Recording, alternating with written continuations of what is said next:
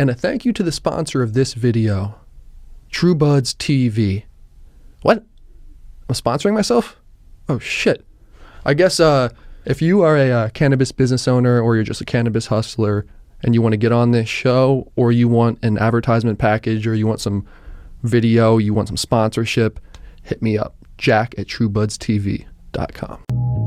This is True Buds, that Mary Jane, now we ain't new to this. For my stoners and for my cannabis enthusiasts, never heard a show as good as this. Yeah, number one, it's the best, bringing in many special guests in the industry of cannabis. Business owners to growers, even artists you know of. So sit back and just roll up the perfect show for my smokers. True Buds. Yeah, buddy. Roll up a fat one for this show today. We got a great guest, Billy Anderson, stand-up comedian and host of the Gateway Comedy Show. And you guys are going to love this shit for real. Stand-up comedians come out, they do about 5 minutes or so, and then they go get super stoned at an undisclosed location and come back and attempt to go again, man. I'm loving that, Billy. Yeah, man. How cool is it that you found a song that so perfectly matches what your podcast is about ahead of time? That's great. Yeah, you know, it's crazy what you can find on Fiverr, man. Gosh, man. These SoundCloud rappers are rapping about everything nowadays. For real. You're like, excuse me, sir, can I use this? It just so happens to fit so perfectly with my podcast. Yeah, he's like, I need 25% royalties on anything you get. All right, well, I'm here's like, your $0 check. Or a one-time fee of $10. Yeah, man, Gateway Show. It's great. Yeah, we've been doing it for just under 5 years internationally. An internationally touring comedy showcase. Anywhere that's cool enough to have us. That's how we word it. So. Okay, so U.S. aside, where is cool Canada. enough besides Canada, okay, technically Canada. internationally. Okay, all right. It's a branding thing. Hell yeah, man, I like That's it. international. Yeah, technically. It's the best kind of international, technically. Yeah, I dig that, man, because, We'll go to Mexico if they figure their shit out. So. Fuck yeah. So when was the first show you did, and what got you? Gosh, I don't know the exact. I wish I knew the exact day. We did a show. We used to do a show in Seattle called Comedy on Trial, which was just my way of creating a show that was one step above an open mic, where basically anybody in the community, in the Seattle comedy community, could submit for it. We'd get everybody in at one point, and it was a comedy competition judged just by the audience. They would vote for 3 people, so even if you brought people, they would vote for you. But then they'd vote for the 2 obvious winners. So there was no real way to, no comedy competition is fair, but it was like the most transparent thing we could create. So I created that to kind of help create a pecking order in Seattle comedy, because I saw very funny comics that were getting ignored because there was no place for them to peacock out their abilities, And so 420 in Seattle, there was the first 420 after legalization. And Seattle being one of the first cities to, fully get their stuff together with legalization of weed, I thought, how funny would it be if we did a show called Battle of the Baked, where we essentially do comedy on trial, but we make them all do like dabs ahead of time and announce that to the audience and do it all that. So that was sort of like the prototypical Gateway show, because it was just, some of it was funny because they were really good at it and they were doing weed themed material, and then some of it was funny because they were falling apart. And that was where we first got the idea for it. And there had been other shows that had done things like similarly. I'm not going to pretend like I was the first person to ever think of like a comic doing a set, doing something and doing another set. There's been a lot of those. There was a show near where we came up where it was you do a set, then drag performers dressed you up as a female or male, like the gender swap version of yourself, and then you have to do another set as the gender swap version of yourself. There have been shows nearby that had done alcohol instead of weed. So I was about to ask. Yeah, so there's a lot of that. And then at the same time we created our show, there were other shows being created that were similar almost within like the month we did it. So it was in the ether at the time. I would say in the last 3 years is when the show really started to become what it is today, which is instead of just being what the description is now, it's sort of a roast of weed culture. So we'll bring in comics, some who smoke, some who don't. We've gotten good about knowing the like, you book one comic who does smoke, one who smokes a little, one who doesn't smoke at all, get them in the right order. But then we also like make fun of the audience and make fun of the culture of weed. Like we have a thing where they send us in like the weirdest thing they've ever eaten while high, for example. And I just have them text me because I don't have a better way to do it. But then I'll read through them and kind of roast them for that. And that's how we come back from the intermission.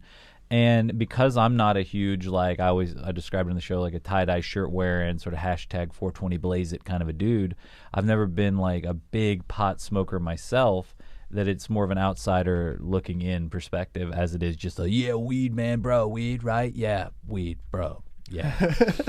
Fuck yeah, man. No, I feel that. And I love smoking all the time, but I have a similar vibe where I'm like, some of my videos I'll wear some crazy shit every now and then, but I've always been more of like a low-key dude who just likes to smoke. But I love the fact that you're roasting the weed culture. Yeah. Well, I think of it like this. How many people drink beer and how many people are into craft beer culture?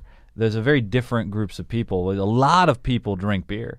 Not as many people are going to get into, you know, what it mean, like what a good IPA is or things like that. I think that's the difference between somebody who smokes weed and somebody who's like a pothead about the culture, who loves that life, who's like, they're going to know everything about it. They're going to be up on the news. They're going to be like, have you tried this new strain coming out of this company? And it's so good. And here's why. And I think you need those people because somebody should be a fucking expert, you know? But also the vast majority of people aren't going to have the time, energy, or interest to do that.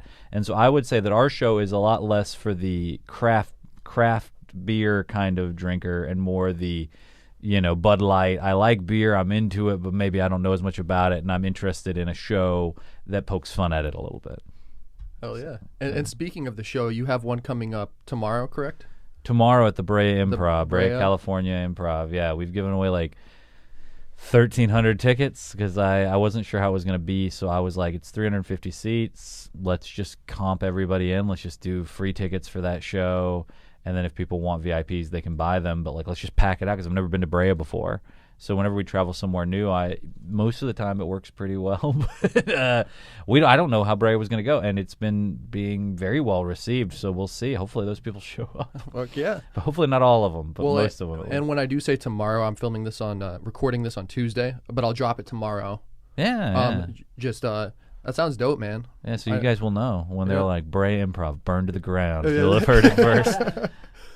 So have you had any, like, when it comes to smoking, like, midway through, like, I read that you guys go somewhere, you know, like, you're not necessarily showing the smoking. Like, has anybody or any venue given you trouble with that aspect of the show? I mean, it's all about what we can advertise, you know? So I can't say you can definitely smoke with the comics because we have to legally say they're leaving to an undisclosed. I can't say we're going to go do it in the street because that's technically illegal. Yeah. We can't do it in the venue because a lot of these venues have liquor licenses and you can't mix the two. It's illegal. So, you know, in the facts, I always say, I'm like, if you happen to find yourself in the same place this comic is smoking, they happen to want to smoke with you, by all means, you know, let's do it. But also, like, a lot of our audience are fucking dweebs, and I don't want them creeping on our comics when they're trying to get high as a job right now. Like, sometimes they only have 10, 15 minutes. They got to smoke it like a crackhead and really get into it. They don't have time to hear your 9/11 conspiracy theories, you know, or whatever. So yeah, it's, you know, we've never gotten in any trouble.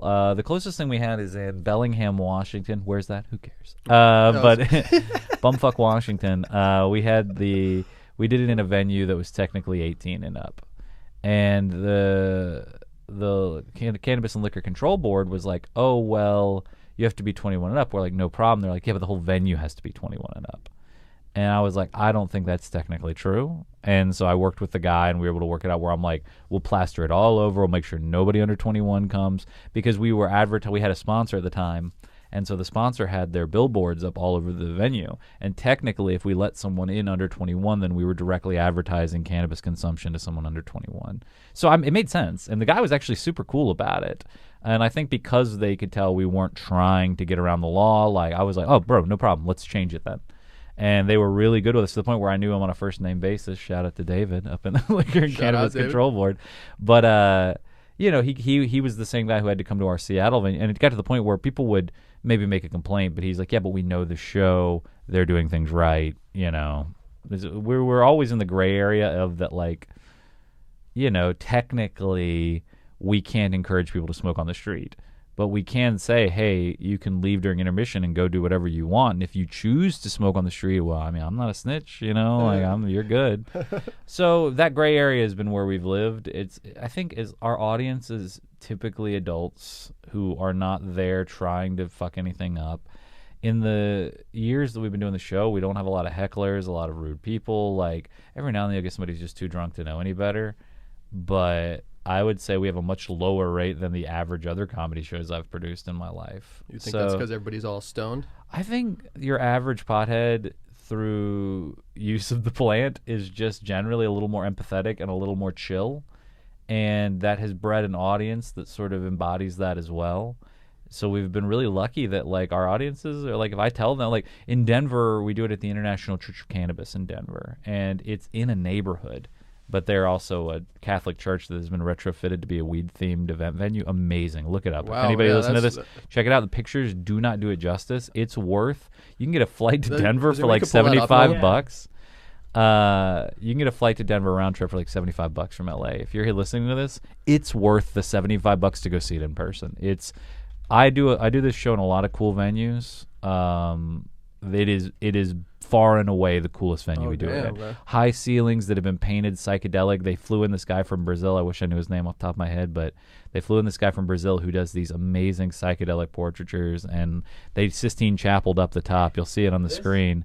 Yeah, and those pictures do not do it justice. To be fully surrounded by it is amazing. Yeah, that looks pretty. Is that so? That's paint or is that stained glass on top? It's painted, but it's painted to look like stained glass.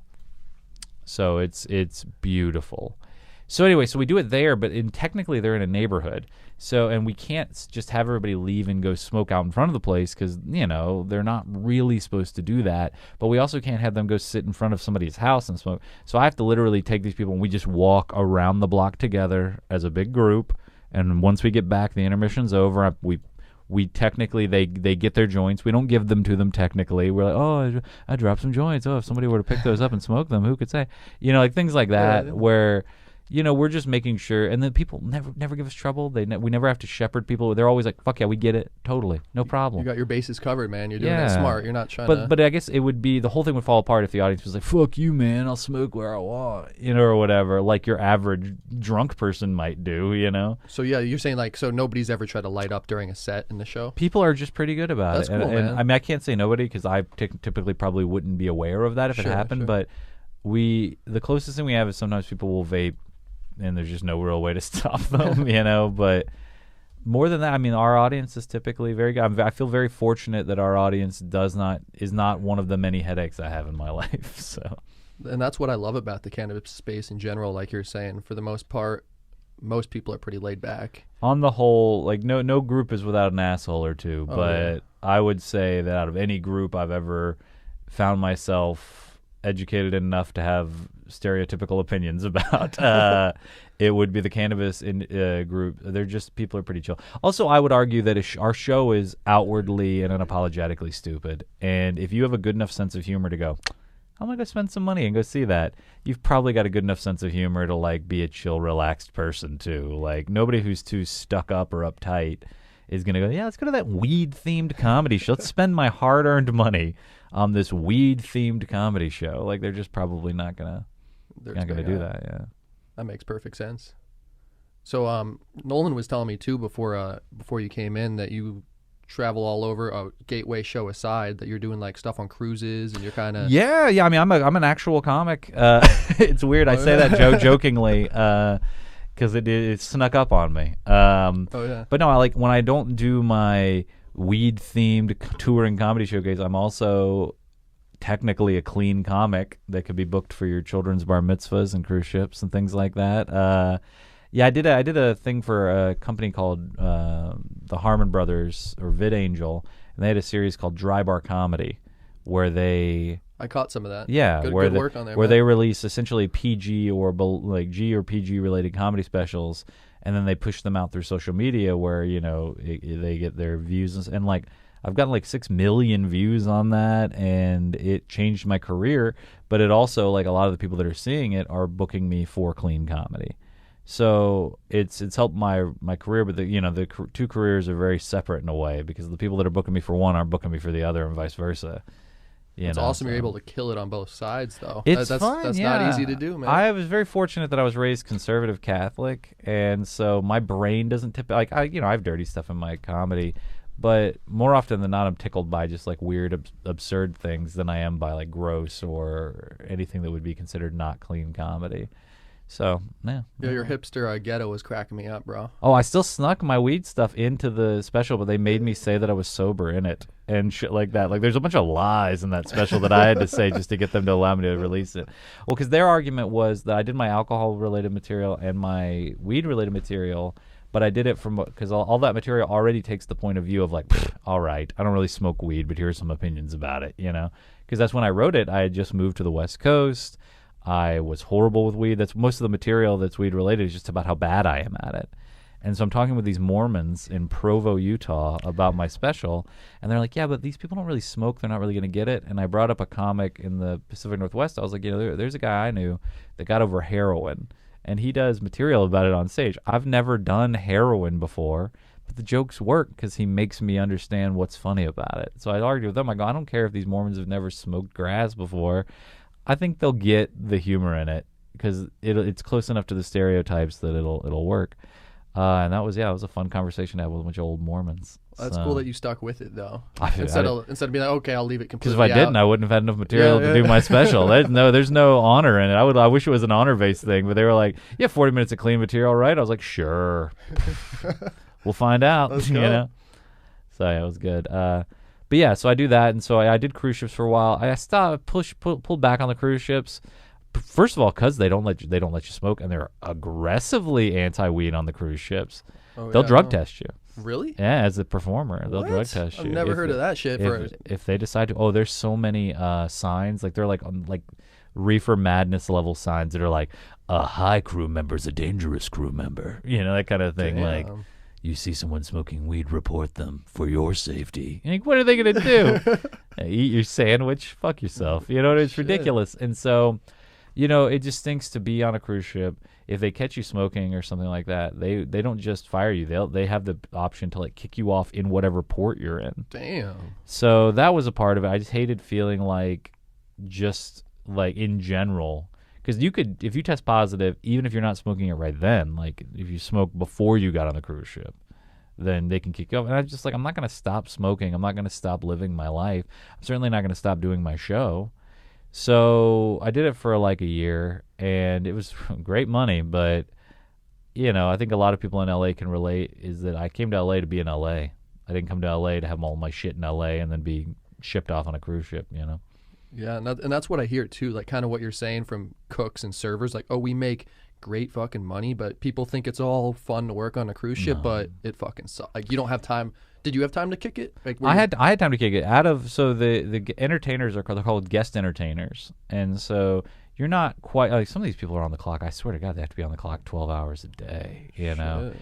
And they're getting paid good money. A lot of it's good money for where they're from, though. So if we're going to hire 1,000 cooks, are we going to hire 1,000 cooks from America, or are we going to hire 1,000 cooks from Burkina Faso or something where the cost of living's way lower, and then they can get paid $12 an hour and consider it like, yeah, because these are multinational corporations. So like you'll see it on their tags that it'll say like from here, and you'll notice that, oh, it's funny that all the cleaners are from this country and all the cooks are from this country, and it's because the cost of living's so low, they can pay 10, and I don't know what they pay. So but they can pay from wherever you're from, they can pay that rate, and it's all well, good. they're probably still paying a minimum wage for American minimum wage or whatever minimum wage from whatever country, but for what they're putting these people through, it to those people probably seems like an amazing amount of money, where for you and I, it's probably minimum wage. And then you're putting the people who work 12 hours a day or whatever amount of hours they're doing a day. I don't know, but I can tell you these people worked.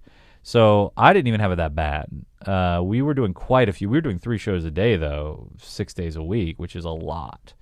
And cruise ship comedy would be better, except for the 2 things. One, when we say you have to be clean, I mean, there were several shows every week that I had like 8-year-olds in the front row. And having 8-year-olds in the front row of a comedy show fundamentally changes the vibe of the show. Because nothing makes you feel more like an idiot enjoying something than trying to laugh at a joke and then hearing the innocent laughter of a child up front. You're like, oh, that's right. This isn't an adult thing that we're doing, you know? So that was weird. And then also nobody pays for the comedy shows. So they're on it, and you're just one of many options. It's like, okay, we're going to go see Billy at the comedy show, or we're going to go see Priscilla, Queen of the Desert, down at the theater. You know, like there's just one of many options, you know, or we're going to go see a magic show, or we're going to go see what is the term? Like we had like a contortionist show on one of our things. So like we're just one of many things. So expect as the people that are excited about comedy see you early in the week. So as the week goes on, you get more people that have already seen your act, and then you also get people that are just like, I mean, I don't really care about comedy, but we have to get all of our money's worth out of this cruise. So it just gets worse as the week goes on. Oh, shit. And then I have to be stone cold sober the entire time. Yeah. So out of all, if I lived my life and somebody told me, Billy, you have to go back to the cruise ships and that's all you're ever going to do in comedy, I could live a worse life. It's really not the worst thing in the world. It's just not, as a young man, what I wanted to be doing right now. And so I kind of pulled back from it. And like I said, a non-zero amount of the reason was that they drug tests. So Yeah, I would have guessed that they would drug test. Like, I mean, I could see maybe some other people who are actually like, running the ship and shit. Yeah, like if I could the people captain? Sure. Yeah, maybe he shouldn't be high. Yeah, maybe stay sober if you're in charge of this giant cruise ship with 7,000 people on it. Yeah, maybe I don't want that guy high. Yeah. Damn, that's crazy though, man. So how often do you smoke then on the regular? I'm like I'm like end of the day smoker. Like when I was younger, my dad used to be like, he'd get off work, he'd do everything, he'd make sure the kids are good, and he'd crack open like a beer or two. That's how I smoke. Where I'm like, all my work is done for the day. I'm gonna be relaxing now. Maybe in the last 2 hours of my being awake, I might smoke my pen or some flower or whatever. But I'm not really a during the day smoker. But it still hits me. I swear it still hits me like it did when I was younger. I just get so fucked up. I'm kind of the same way a lot. There's like a couple days in the week where I'll smoke during the day, but I like the late night. And that's where it's weird for me too, because I'll take like 25 to 30 milligrams of edibles, and it will get me like stoned as fuck, like the same it has for years. Yeah, I'm like, what's going on here? I found that I was doing I think they're called Petramints, where they're like 1 milligram each, and I found that my magic spot was about 4 milligrams. So that's all it takes for me to feel good. And then once I start getting to like 10, I'm fucked up. So again, I always thought the tolerance would go up, and I mean, I'm sure tolerance is a thing that you can work on. I will say that I think I've just gotten better at being that high. I think I'm still as high as I ever have gotten. I'm just like a little better at being that high. Yeah, it's more used to it, huh? It's like, Yeah. And if you wait, like I'm sure you know, if you smoke all day, which I'm sure you've done before, like you're saying, that's when the tolerance gets crazy. Sure, yeah, exactly. Because then by the end of the night, I'm just so used to being that high that I can't get back up. You smoke yourself sober type shit. Yeah, and I like getting a little high before bed. It's hard to turn my brain. I'm a very actively like my brain's always going off one thing or another, and at the end of the night, it's nice to have that off switch. And to the point where I do think like I don't think there's such a thing as being addicted to weed, but I do think I'm functionally addicted to that habit of smoking before bed. And in the times that I have not had weed readily access, it's harder for me to get to bed because I'm so used to that. So, but yeah, no, I'm a vape pen guy typically, or a bowl guy, but nothing much stronger than that. Do you have a favorite vape pen or? I mean, I use the Loud and Clears by Absolute Extracts. They've had those dart pens they've been putting out. I haven't tried those yet. Live resin dart pens. They're so smooth and so nice. But I really typically just smoke bowls because the vape pens dry out my throat. They do hit differently, huh? Yeah, all vape pens. Yeah. Every one of them, I have to always remind myself to be drinking water while I do it because they just dry. Maybe everybody's different. I can't speak for everybody. But they do dry out my throat. So, but there's something I've never gotten past the enjoyment of just smoking a bowl. It's hard to beat. I grew up in the South. We were a blunt city where I grew up, and I never really cared for that much. I mean, that's all we smoked when I was coming up. When I was 15. What kind of blunts was everybody rolling up? I mean, I don't like they were just swishers that we had cut open and nice. Like old school style. I'm glad I got a chance to do it, but like we'd always have one person at a party where like they're the guy rolling blunts, or whatever, and just cut. And we'd have all that. I always used to think I'm like feels so wasteful. You know what I mean? Like having all of this tobacco that we've cut out of these blunts. They were just in bags. Nobody did anything with them. Just throwing them. It's the same thing for People me. People were in just tossing Jersey. Everybody's rolling up the Dutch Masters, and a lot of times there's that guy rolling. But then like, I've fallen way off that because, like you said, bro, it's like it's a lot of tobacco. First of all, it's a lot of weed. I also would argue that weed is so strong. Like, the idea of smoking a whole blunt seems like to a point you're just wasting weed because you can only get so high, Agreed. you know. And I mean, I'm sure there are people with the tolerance to support it, and I do think that to me is like probably what a part of it was for people. Like, no, I'm so, you know, like the weebs are, I'm so good with weed, you know, like I need the whole blunt. I'm like, no, weed's so garbage in Georgia. I can't even find weed as shitty as I smoked in Georgia now. I could if I tried. Could not find it on the West Coast. I thought maybe, Billy, maybe it was just that you were younger. And that, or maybe weed was just shittier back then because you didn't have anything to compare it to. Then I went back home a few years ago, and these people come, oh, you want to smoke? Sure, I'd love to smoke. And it was the same shitty ass weed. Damn. And I was just like, damn, I can't get high off this anymore, you know? So That's crazy. I hadn't seen any real shitty weed until I moved to Kansas from after Jersey. what part of Kansas were you in? Like Overland, Johnson County. I was in Wichita for a little bit. Oh, really? I lived in Lawrence too. KU. Yeah, I've been Oh, around. nice, man. You know, I've driven through Wichita. Never really stayed. Never really Yeah. had a reason to. I think that's most people's opinion of Wichita. Yeah, for real. It's like, oh. Driven through there, never really stayed. Yeah, it's like You're not missing much. I thought when I moved from Augusta, Georgia to Wichita, Kansas, Wichita was like 4 times more populated than where I grew up. And so I thought, oh, I'm moving to the big city. There was just a bunch of So what brought you there? I was working for T-Mobile. I was working for, I was a data analyst for T-Mobile in another life. And I was moving there because I was trying to work my way up the company. That's kind of how I got started into stand-up is T-Mobile. It was just, you know, I was like a troubled kid in high school and like dropped out, got my GED, and was just working my way up in whatever company would hire me. And I did really good in customer service. And a lot of the same things that brought me to stand-up comedy were what made me better at like customer service jobs. So I was working as a customer service rep for there. And T-Mobile at the time, I can't speak for it anymore, but had an amazing internal promotion rate. They were like 90% internal promotions. So the idea is you could go there as a young man with a GED, and if you were good at whatever you were doing, they'd push you up the company. So I went from that to like a supervisor to a manager to a data analyst, and so they didn't have any of those jobs in Augusta, and they were like, well, if you're willing to move to Wichita. And then from moving to Wichita, T-Mobile tried to merge with Sprint, and then they started being horrible to their employees, and they were doing these things called backdoor layoffs, which was instead of just laying people off, because if they did that, they wouldn't get their merger approved with Sprint, because they'd be like, well, now you're cutting jobs. This isn't good for the economy. We're going to deny this merger. They would just increase the expectations on all their employees and be like, oh, gosh, you're not meeting our expectations. You should just quit. That's fucked up. Yeah, it was fucked. I was doing data analytics for the company. I was seeing all this. I didn't like it. I went to HR about it, and then I got laid off. And I just swore I would never work for a big corporation like that again, and that's what brought me to stand-up. And so, but yeah, man, fuck Wichita. I You guess got is some. my big Do thing. you have some good T-Mobile bits? No, I don't talk about it. You know, it's so funny. It feels like a completely other life. Because I don't really find anything funny about it. I thought it was really screwed up what they did, and so it started a long-standing anti-capitalist slant in me for a man who runs his own business. But it's just that's what big corporations do. Like they could have easily afforded. They're a multi-billion-dollar multinational corporation. They could have afforded to lay people off, but they did the math and were like, oh, it'll save us 3 pennies on the dollar to ruin 1 million lives or whatever. Not 1 million lives, but thousands of lives.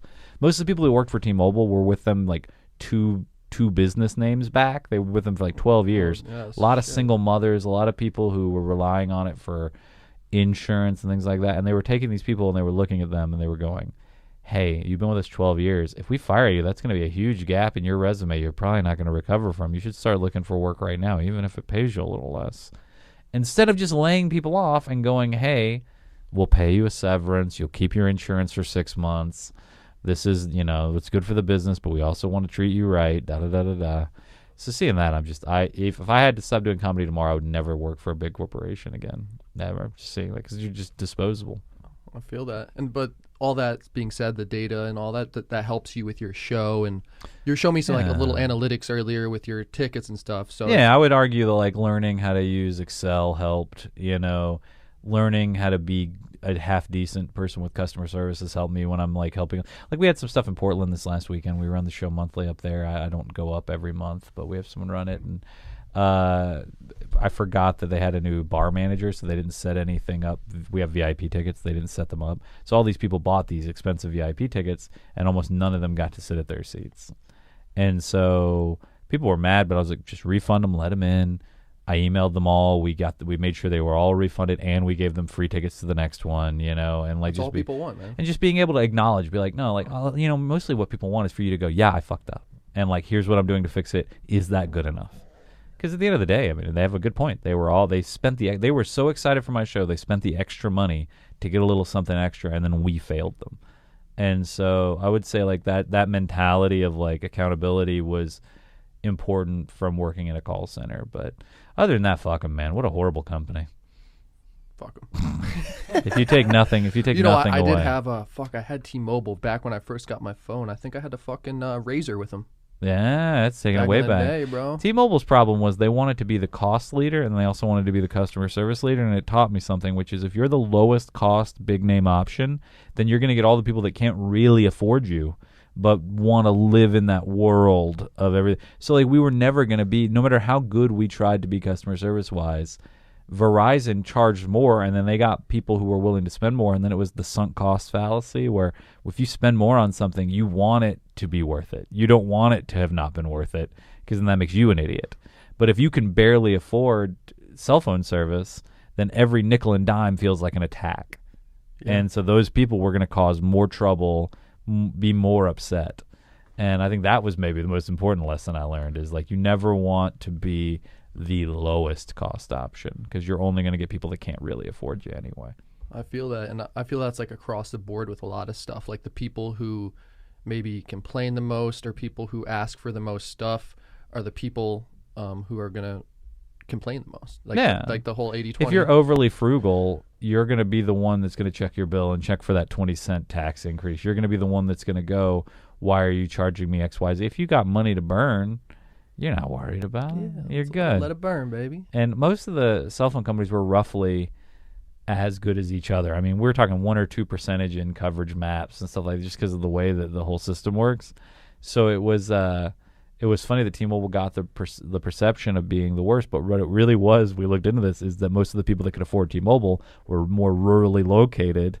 So the perception that T-Mobile was worse was perpetuated by T-Mobile customers because they lived in shitty parts of the country that nobody wanted to spend money to live in. Yeah.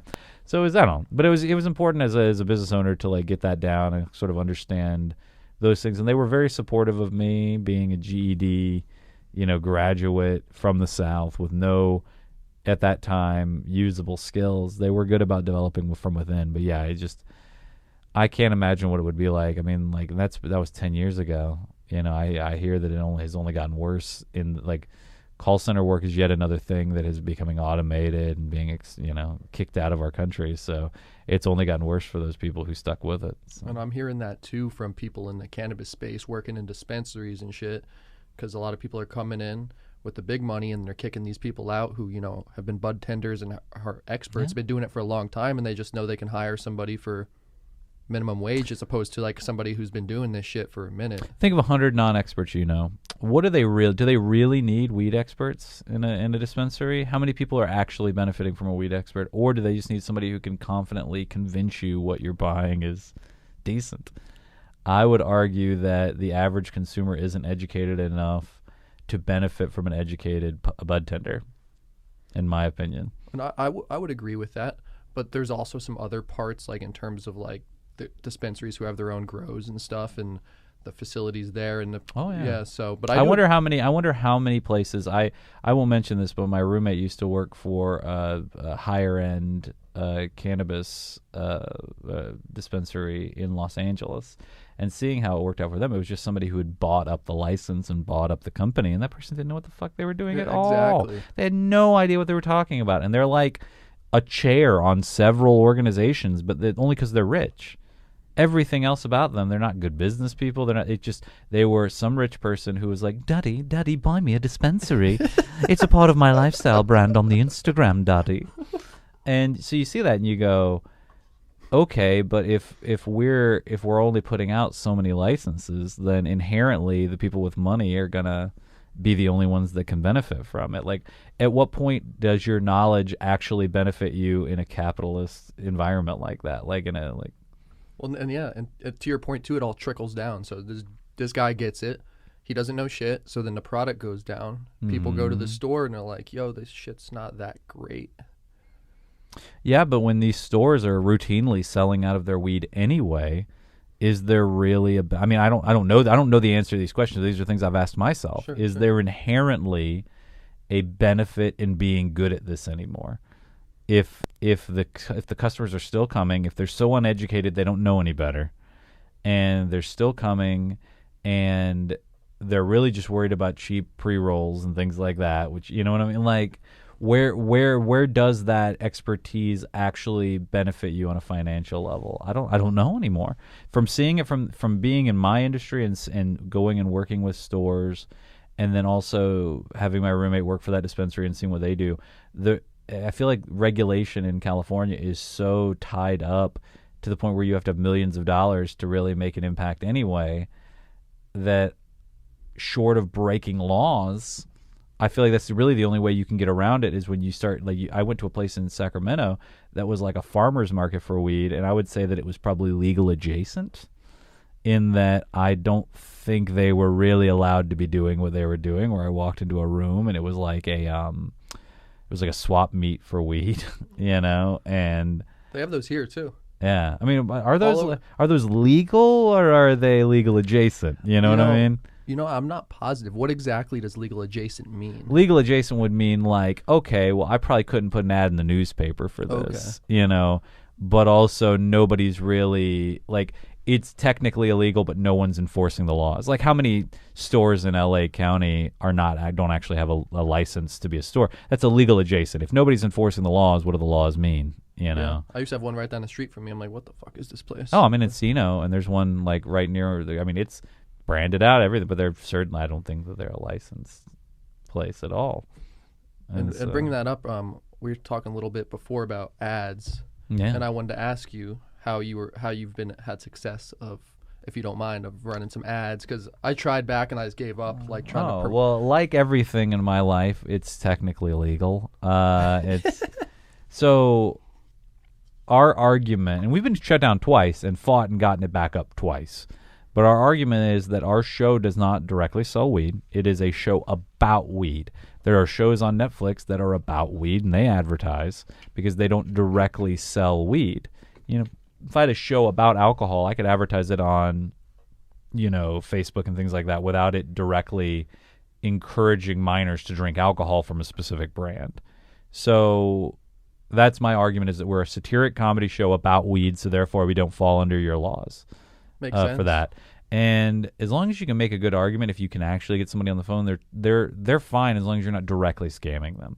So, and that's how we work with sponsors a lot too, is we say, hey, listen, we've been doing this for years. I've spent $100,000 on Facebook ads over the course of my lifetime. And now, granted, those are almost all paid for by sponsors.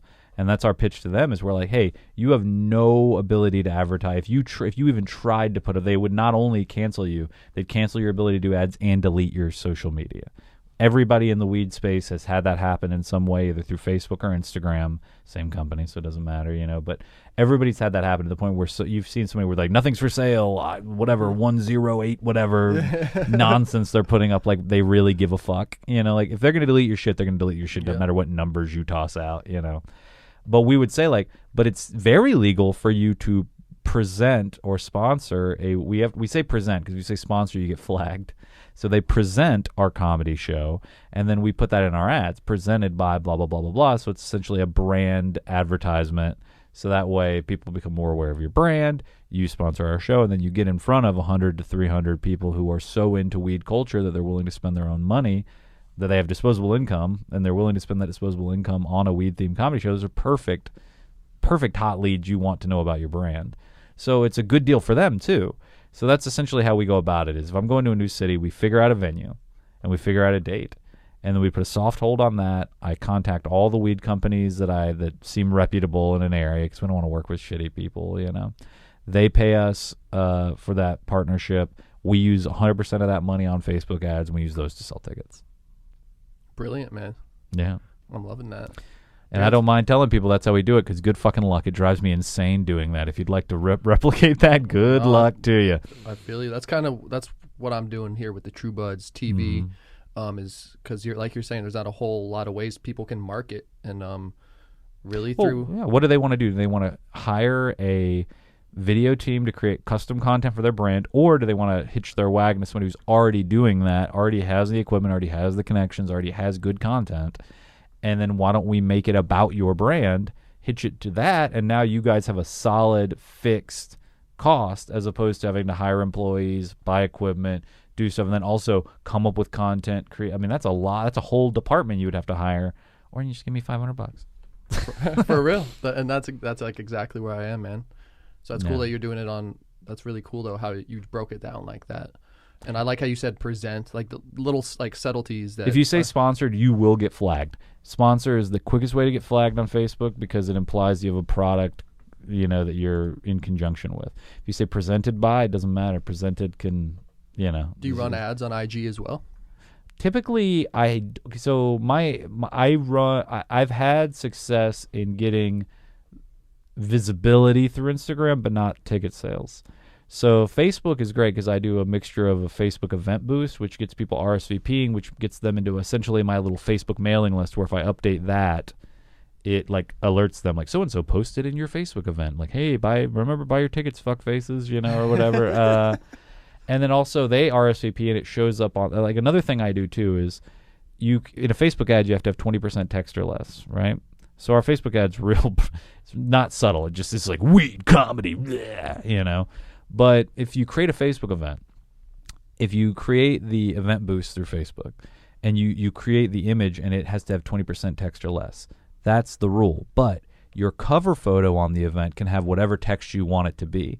And so if I, John Q. Public, RSVP to your event that you boosted that has the comedy plus weed, 20% less text, your friends don't see my ad copy.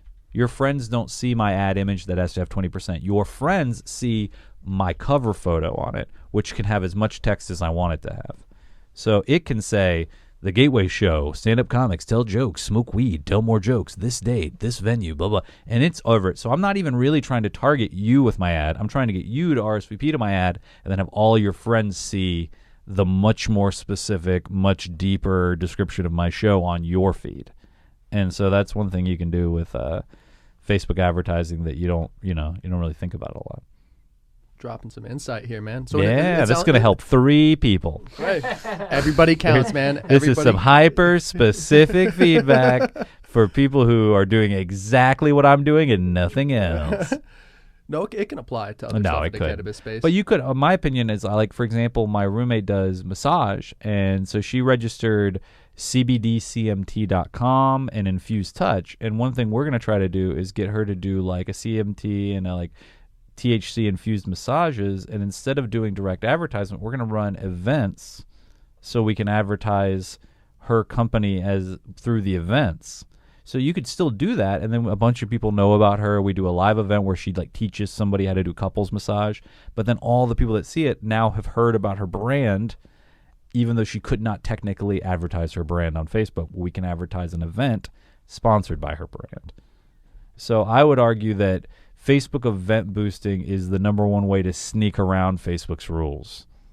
And that if you are a weed company, you should be looking for event-based things to hitch your wagon to, and then just tell them we'll run the ads. Don't worry. Because you probably have somebody who knows what they're doing in that space. So it sounds like you're kind of the guy running all the ads yourself. I do everything myself. I'm a one-man business. Hey, so, because it's just, my argument would be anybody who's like, well, I don't know how to do that. Well, I didn't either. How much money do you waste on bullshit every week when you could be testing and experimenting and learning things and developing yourself? The only thing no one can take from you is your ability to learn something, short of a car crash or something. But short of hitting your head on the ground. But like it's stuff that has real value. And I literally dropped out of high school, got my GED, didn't go to any college. The customer service aspect helped, but I didn't know anything about advertising beforehand. So I just started doing it and trial and error and read things and watched stuff on Skillshare and just anything you could.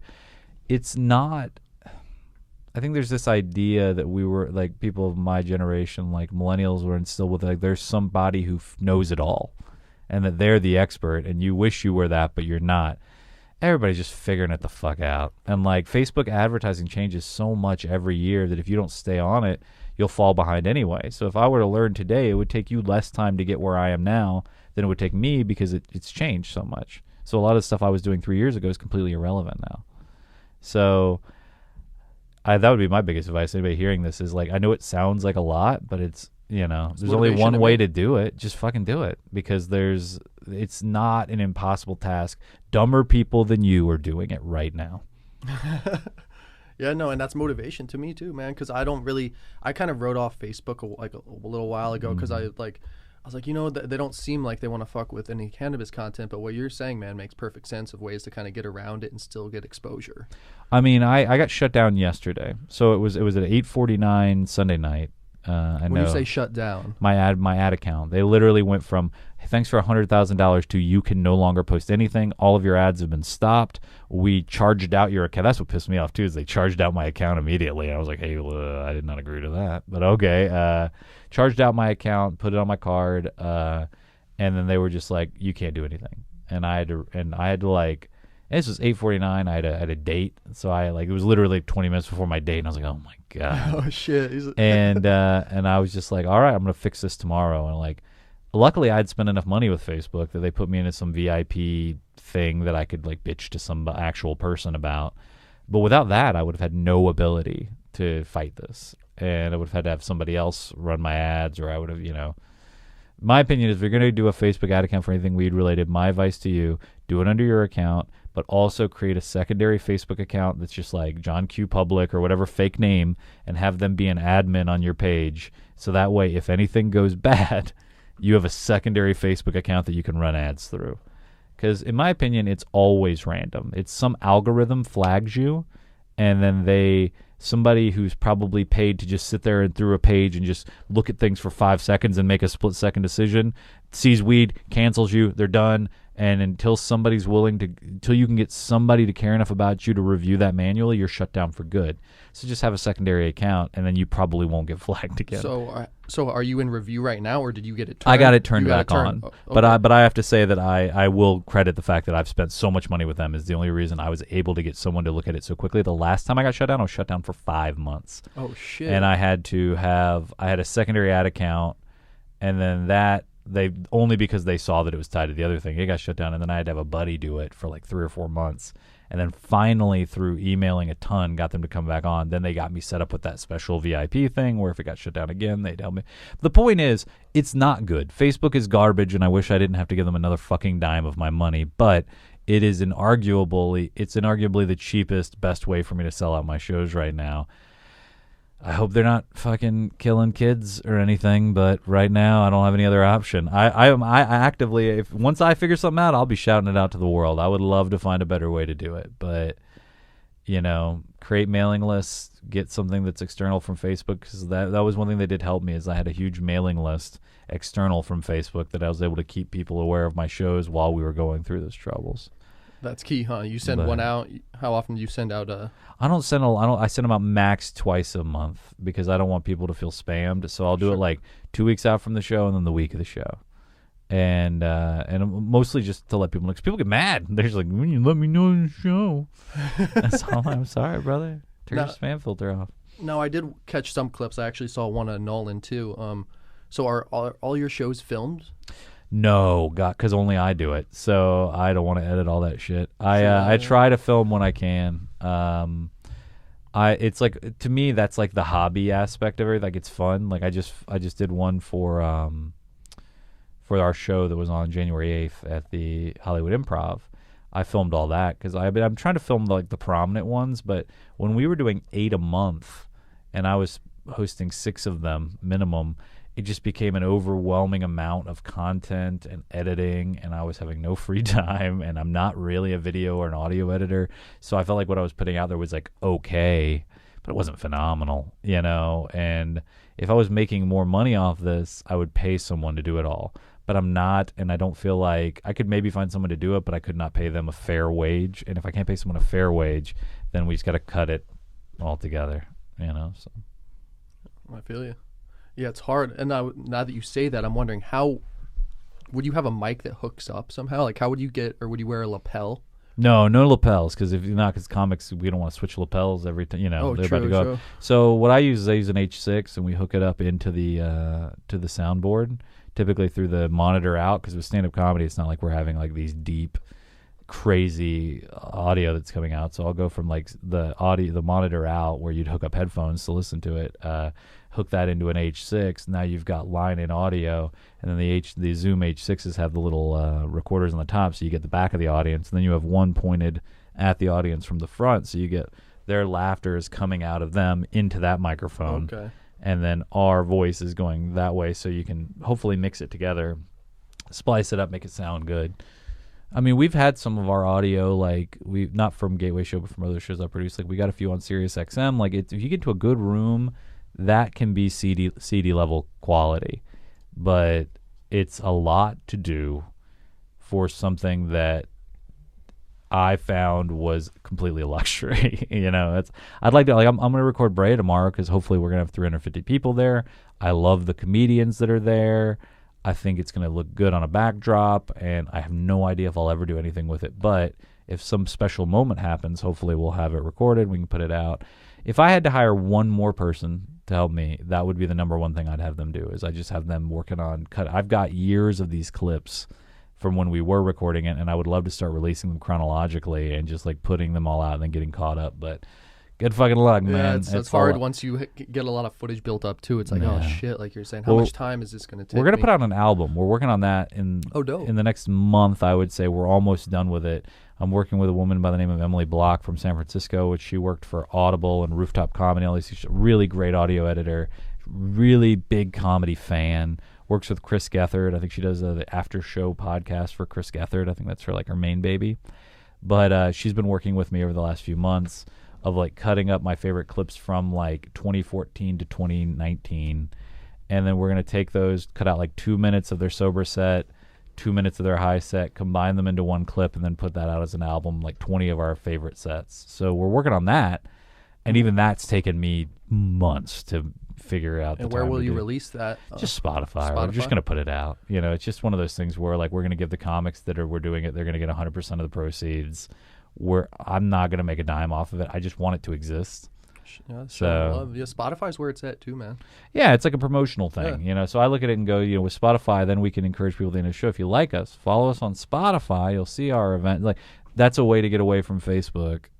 And it's, we can do bands in town and stuff like that through them, and try to find this external source of following that isn't so reliant on having to spend money on Facebook every month. So that's kind of one of my reasons for the podcast too, because I do a lot of YouTube content. Yeah. And then they give me some strikes and shit. So I'm like, I'm going to focus more on my own website and building a podcast and just getting it on as many platforms as I can, because I don't want to be reliant on fucking, like you said, Facebook. For me, it's more YouTube. Like, I don't want to be reliant on shit. So I would. I want to create some podcast content for Gateway Show, just something that I can do out of my house. That's just, people want to follow you. They want to have more content from you. There's always people that want good content. So trying to figure out that balance has been key. I mean, it's where do you stop expanding the show? I'm good at finding venues. I'm good at finding sponsors. I'm good at running the show. I'm good at booking comics. And then it comes down to like, okay, well, where is the next thing I need to learn? And I feel like it's in that like podcast space. It's in the releasing content and developing fans, like creating a Patreon and figuring out what can I offer on a Patreon for people. Because I think that's where so many people are going nowadays, that it's helping them stay afloat as an artist, is like having a Patreon that makes you external from Facebook. You're still beholden to them, but they're not this mega giant like Facebook that can completely like I was showing beforehand. I was saying like we had this thing where 250 tickets given away, 200 tickets, and like when Facebook shut me down, it went to 0. Like, that's a lot of control for a company that does not seem to give a fuck. That's a lot of control for them to have over your business. Yeah, it's scary, kind of. When I played online games, when they would change something, they would release patch notes. And those patch notes had hyper-specific, like, if you were playing like a game that had wizards in it and your spell took 0.01 seconds longer to cast, that patch note would tell you. Facebook should be doing shit like that when they change their policies. They should go, advertising patch note, we're no longer going to allow this. But they don't, because they don't have to. No one's forcing them to. So every month, they don't even tell you anything's changed. I'll just be like, this isn't working anymore. And then I'm spending, I don't get that money back. I don't get it. With all this trouble, I can't go to Facebook and go, I think you should give me $100 off my next ad. They don't give a fuck. They're like, if you don't like it, we have 1 million other people that would love to give us money. Yeah, it's kind of fucking crazy, really, and that's the problem. It's with all almost these like places. they're It's where's the camera? It's almost like they're a monopoly. But yeah, they are a fucking monopoly. and that's crazy like that, man. The fact that they have that control. And that's where when it becomes federally illegal, I wonder if all this is going to go away. Federally legal, yeah, exactly. Well, I think that it will and it won't, because you still can't advertise beer on Facebook, like things like that. I think they're going to be a little less of pricks about it.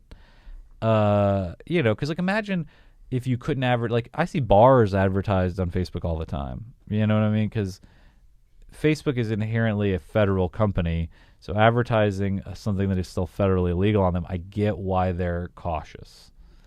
But also, how many fake CBD pills can they hawk and things like that aren't actually doing anybody any benefit before they make a principled decision? Like, if they're going to go against laws and they're going to be pricks and they're going to run our fucking country into the ground, could they at least do it in a way that's a little more punk rock? I mean, that's all I'm looking for. Yeah, that's I like how you said a little more punk rock. But to me too, like you're saying, I just want to just know.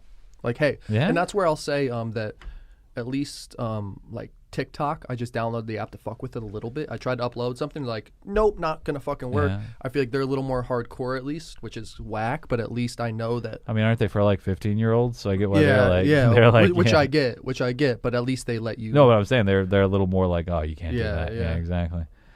You see all this shit going on with this whole kid thing with YouTube's crazy too. Which is that everybody's channel now, you have to say if you make kids content, and now people who've had making kids content for years and years, making a living on it. But I think it's good. Here's the thing I will say. That YouTube was pretty transparent. They gave them months to figure it out, and a lot of that kids' content was garbage, and they had to do something about it.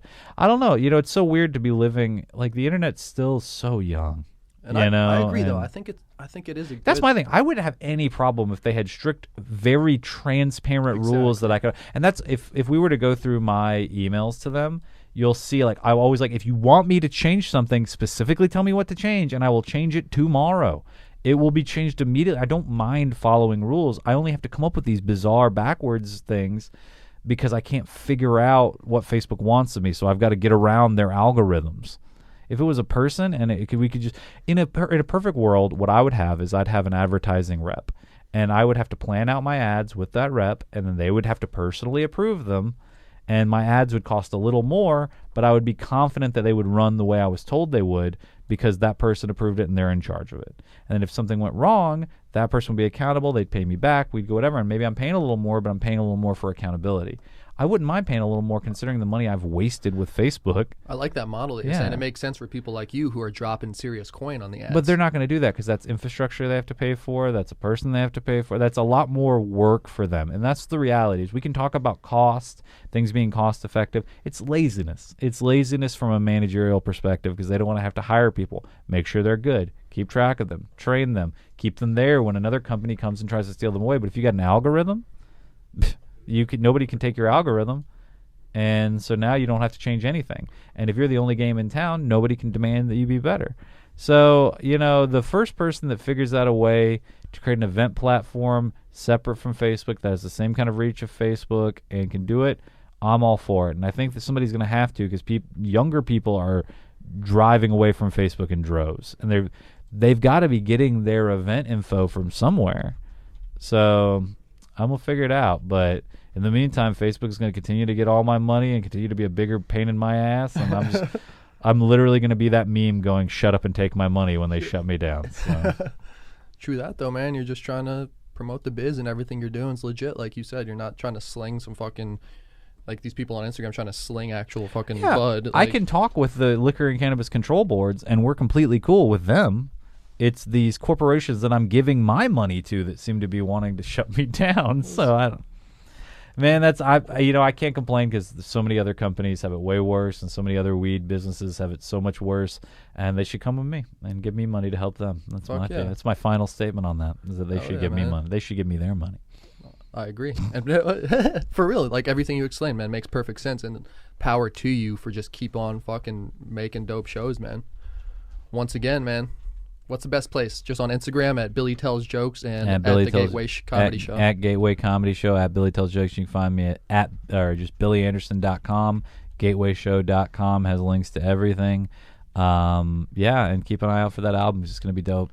Nice. Do you have a name for the album yet, or is it tentative still? It's just gonna be best of 2014 to 2019. That's what we're gonna call it, because that's all we're doing. Keep an eye out for best of, and when you get that album, let me know when it's out, and I'll make a video that I'll throw up on the True Buds TV YouTube page, so you guys can just keep you in the loop on that. Fuck yeah. And if I can say, shout out to our California sponsors, Absolute Extracts. Shout out to our Denver sponsors, Seed and Smith. Shout out to our Colorado Springs sponsors, High Hopes. And shout out to everybody else in between who's helped us out to be successful. Very much appreciate you. Hell yeah. I know Absolute Extracts for sure. I'm feeling those gel caps, man. Those things get me fucking lit. But I'll have to try that live resin you're talking about. The dart pens. They're amazing. The dart pen, man. I'll check that out. Thanks again for stopping by today, bro. Thank you for having me, man. Excited to go check out a Gateway Comedy Show, man. Thank you. Come out. Will do.